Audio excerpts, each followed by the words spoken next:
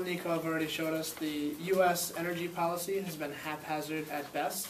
There's no question that we need a consistent and thorough energy policy to become secure and to preserve our environment. Wind power and the Pickens Plan is the way to do that. Despite the current small contribution that wind power makes to our overall energy picture, there is a huge potential in wind resources in the U.S., specifically on the coasts, east and west. They've been rated as superb wind resources, and the central United States, from southern Minnesota all the way down through Texas, is rated as outstanding or excellent. According to the National Renewable Energy Laboratory, the estimate of potential wind resources is about 20 or more % of our electricity generation capacity by 2030, even in the face of rising demand for electricity. Along with other initiatives in renewable energy and efficiency, a strong investment in wind energy will significantly reduce our dependence on foreign oil, as Joel has already stated. Much of this money goes to foreign nations which are either unfriendly to us or are dictators, or in some cases potentially to terrorist activities. So we really need to get off oil. Excuse me. In addition to, one of the main things I want to drive home is productivity and efficiency. Productivity, when we have energy, the economy grows. If we have less energy, it will shrink. We need energy, but we need it from some source other than fossil fuels. In addition to powering our economy, wind power has the potential to create jobs. We've already seen an explosion in growth of wind jobs. Manufacturing turbines and constructing them, it requires a skilled labor force and can reinvigorate the U.S. economy. For too long we have been sending jobs over to China. It's time to start making jobs here in the U.S., and investing in wind power can do that. Above all, the Pickens Plan will help the environment. As Zach is going to tell you, global warming, or global climate change, whatever you choose to call it, is the single largest, most serious threat facing the U.S. and the world in terms of the environment and security. Wind power has zero emissions of any kind. It is the cleanest energy source, even when compared with other renewables. If you take the footprint of a wind farm versus the footprint of a solar field, it is much, much smaller. And solar, just like wind, also has no emissions. In addition to investing in wind, the Pickens Plan calls for an investment in a new grid system. We need a way to transmit the electricity. So building new wind turbines is going to be useless if we don't have an effective way to transmit the electricity and energy to all parts of the nation.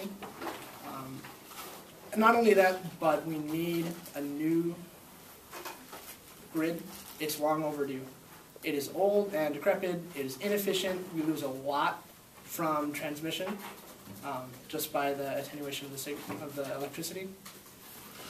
An upgraded grid is also necessary to meet future demand for electricity in the nation.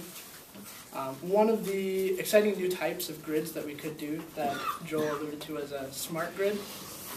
The way this works is it transmits digital data between end users and producers, so that when demand is high, it's transmitted to those places where it's high, and when it's low, it's not transmitted to those places. Currently, the way electricity is provided is that it's oversupplied to ensure that nobody loses power. But if we had it digital, we could tell. We wouldn't have to try to predict the energy that people are going to use. We will know the amount of energy that people are going to use in their homes and their businesses, and we can more efficiently and effectively deliver that electricity. The third point of the Pickens Plan is natural gas trucks and vehicles, mostly buses, freight trucks, construction equipment. There's no doubt that electric cars and electric vehicles are going to be a very big part of our energy solution in the future, and much of that electricity can come from wind. However, electric motors are usually not powerful enough for freight trucks and heavy equipment, and in that case we need some sort of combustion fuel. compressed natural gas or liquefied natural gas is the best way to go in this regard. Gasoline has to come from oil. If you're looking at energy security, the U.S., we are basically out of oil. We have some, but we've used up most of it. Has to come from outside the U.S. Natural gas, on the other hand, we have in abundance. The Energy Information Administration estimates that we have 2.5 trillion cubic feet of natural gas in reserve in the U.S. That potentially could last us, if used wisely, over 100 years.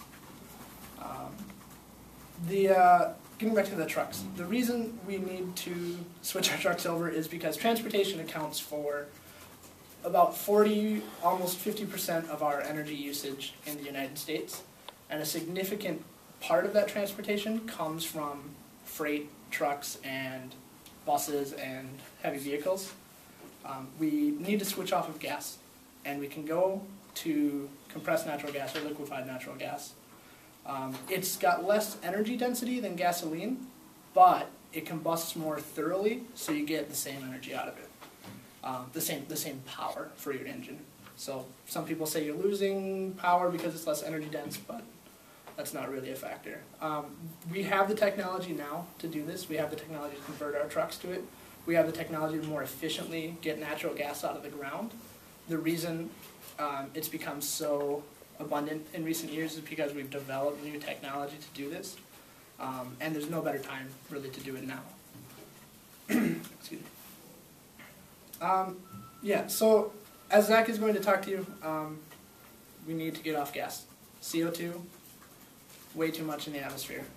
It is a daunting challenge to both become energy secure or independent, as well as to protect and preserve the environment. But the Pickens Plan is the best option to do both. Thank you.